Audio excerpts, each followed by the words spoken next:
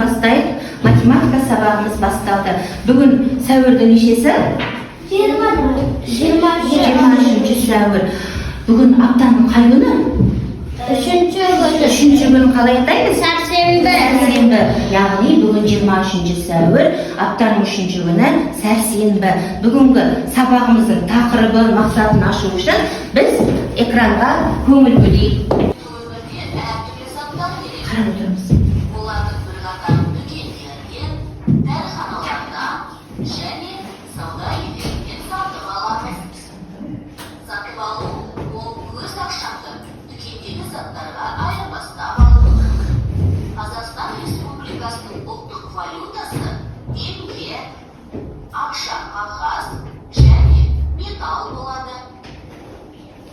Қағаз ақшаларды купюралар, ал металл ақшаны монеталар деп атайды.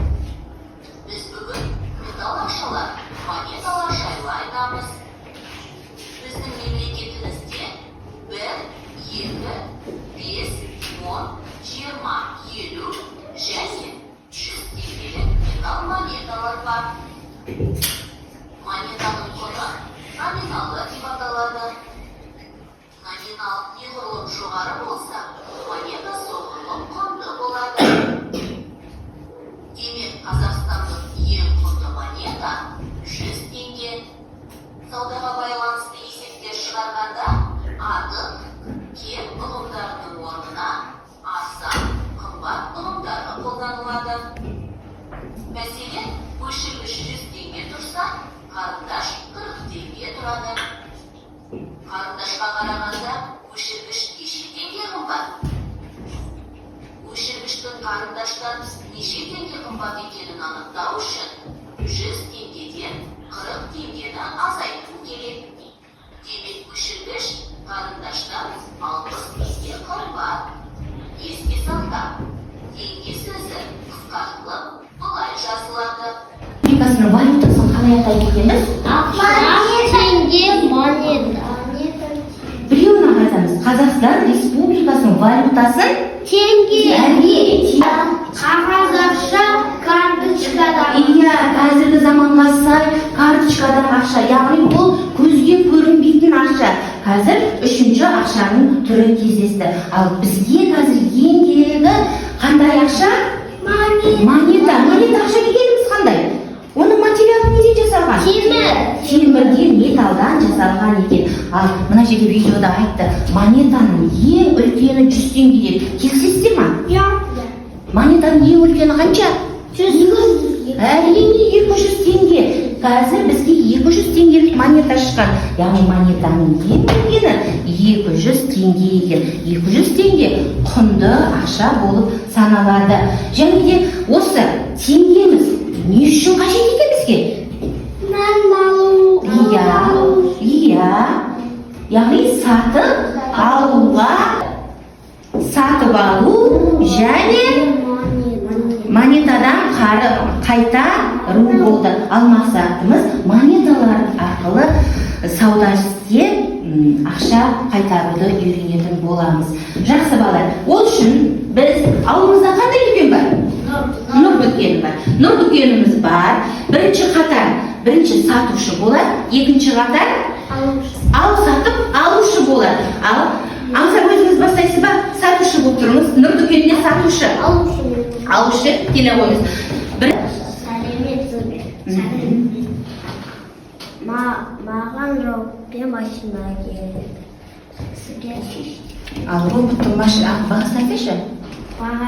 Роботтың бағасы 40 теңге, машинанікі 30 теңге. Екеуін қосқанда 70 теңге. Екеуін бере қойыңыз.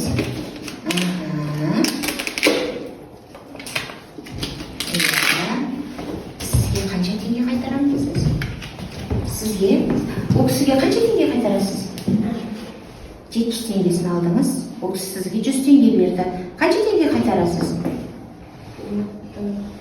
30 теңге. Қайтара қойыңыз 30 теңгеге. Дұрыс қайтарды ма сізге? Өте жақсы сатушы екен, отыра қойыңыз. Ал Sana ne gelir? Mama pizza. Pizza 20 tenge. Ala qo'y. Parası 20 tenge. Ақшаңызды бере қойыңыз. 100 теңге берсіз, қанша теңге қайтарасыз? 100 теңге өтәс айтқанда қанша? 100 tenge айтқанда 50. Аха, 50 теңгеңізді қайтара қойыңыз. Міне сіздің қайтарым ақшаңыз. Отыра қойыңыздар, керемет. Sizge ne gerek? Mağan almayayım. Bağası 70 tenge. Akşamın Сізге 100 теңге бересіз. 100 tenge. Алманы бере қой. 70 теңге болса, 100-ден 70 айтқанда 100 теңге. Қанша? 30 теңге. Сізге 30 теңге қайтарамыз. Жарайсыз, өте жақсы. Sizge ne gerek?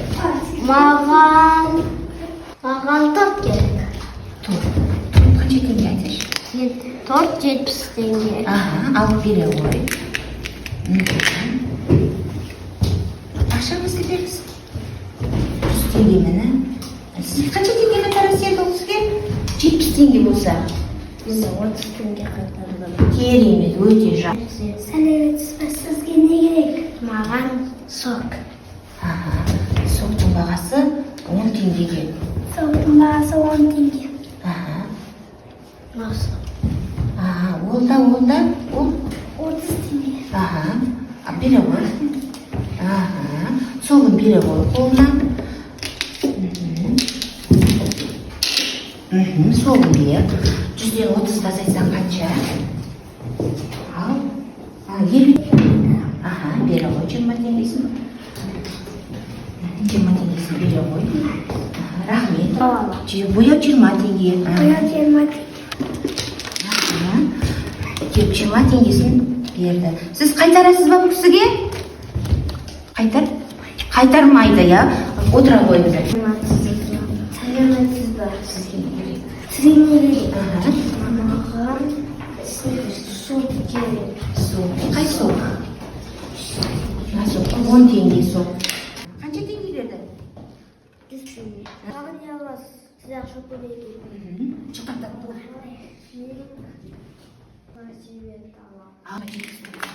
Оқшымен және салушы бұл қазір естіңіздер рөлге бөліп ойын ойнадық. Жарайсыздар. Сіздерге бір қол шапалақтап қояйыншы. Керемет. Сіздер рөлдеріңізді керемет сомдадыңыздар. Ал ендігі тапсырма жұмыс болады. Қазір мен сіздерге жұмыс беремін. Өздеріңіз сатушы және алушы бұл есеп шығарасыздар. Қаламсақтарыңызды ала қойыңыздар. Sımbatta 90 tenge var edi. O 70 tengeye kalan satıp aldı. Sımbattın kaça tengesi kaldı? Ya Сымбатта қанша теңге бар екен? Сымбатта қанша теңге бар екен? 90 теңге бар екен. Ол дүкенге барып 70 теңгеге не сатып алды? Қалам сатып алды. Сонда Сымбаттың маржанда қанша теңгесі қалды? Жылдан шешуі және жауабын жазыңыздар. Өзіндік жұмыс болсын. 20 oldu. Сонда Сымбатта қанша теңге қалды? 20 tenge. Қалды дейді. Келісесіздер ма? Келісесіздер ма? Онда кімді? Таңшолпанды бір Таңшолпанды бағалап қояқшы. Қалай бағалаймыз? Өте жақсы, керемет. Неге смайыл? Әлдебі жарайсың болып тұр. Dürüst azaytı. Дұрыс азайтты ма? Неге азайтқаны дұрыс болды? Ötken ol. Al. Satıp aldı. Сатып алды деп тұр, алды деп тұр, сатып алды деп тұр. Жарайсыздар, өте жақсы. Келесі, екінші тапсырмамыз бар. Орындаңыздар. Мына есепті ғана. Өзіндік жұмыс болсын, жылдан. Өзіндік жұмыс біреуін ғана шығарыңыз. Осыны ғана шығарыңыз. Біреуін ғана. Жылдан. Бір, екі. Ал болсаңыздар, Алихан. Болғаны. Даусын шығарқап. 100 tenge. Сатып алды. Satıp aldı 70 tenge. қалды Белгісіз. белгісіз. Иә. Не істедіңіз? 100-ден 70-ті азайттым. Тең 30. Сонда қанша теңге қалды Алихан? 30. 30 теңге. Алиханның қоржынында 100 теңге бар. Ал Таңшолпан? Болғаннан 100 теңге сатып алды, 80 теңге Қалды.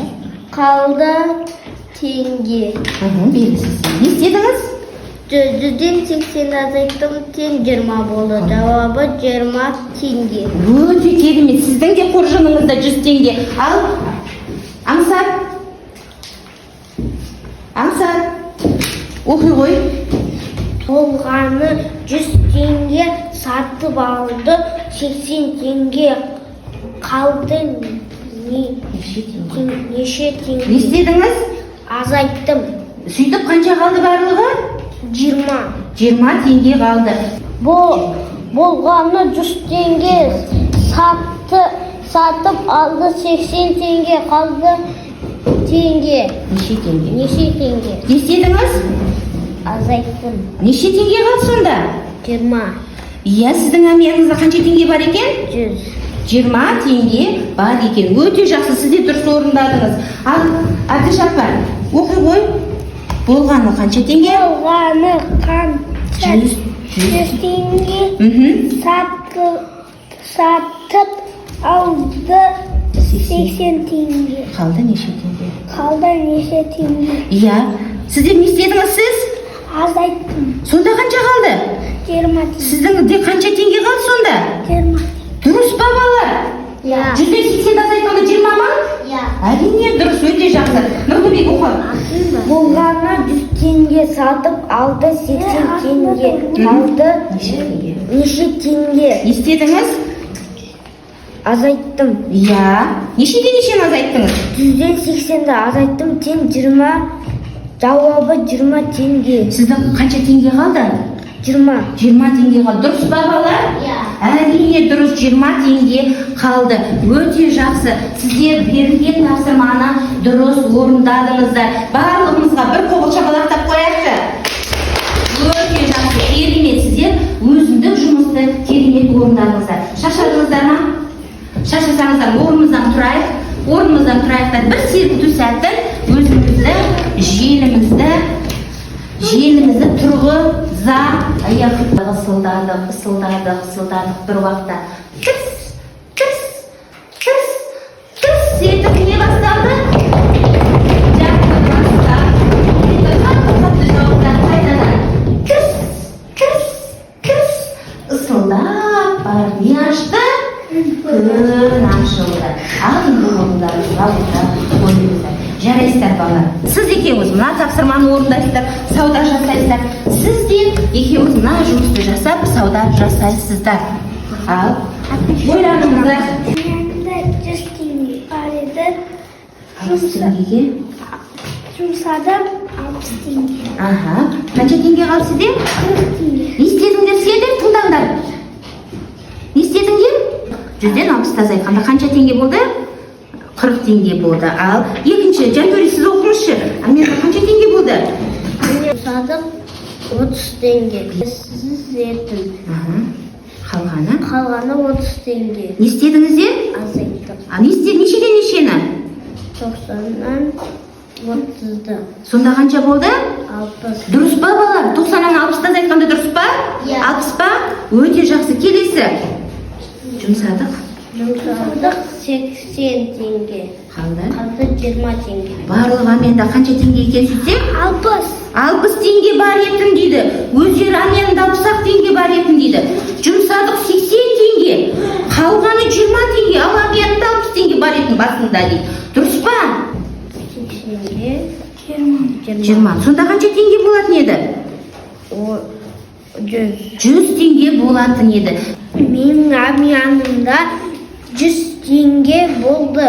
Мен шоколад алу үшін 60 теңге жұмсадым. Қалғаны 40 теңге қалды. Керемет. Менің әмиянымда 80 теңге бар. Сусын сатып алғаннан кейін 30 теңге қалды.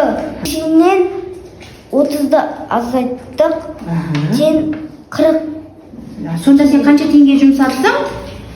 40. 40 теңге жұмсапсың. Өте керемет. Үшіншісін сіз оқыңыз. Жұмсадым 70 теңге. Қалды 20 теңге. Әмиянымда 90 теңге. Бар екен. Әмияныңда қанша теңге бар екен? Сіз қалай білдіңіз? Өйткені 70-тен 70-ке 20-ны қостым. Иә, сонда қанша теңге болды?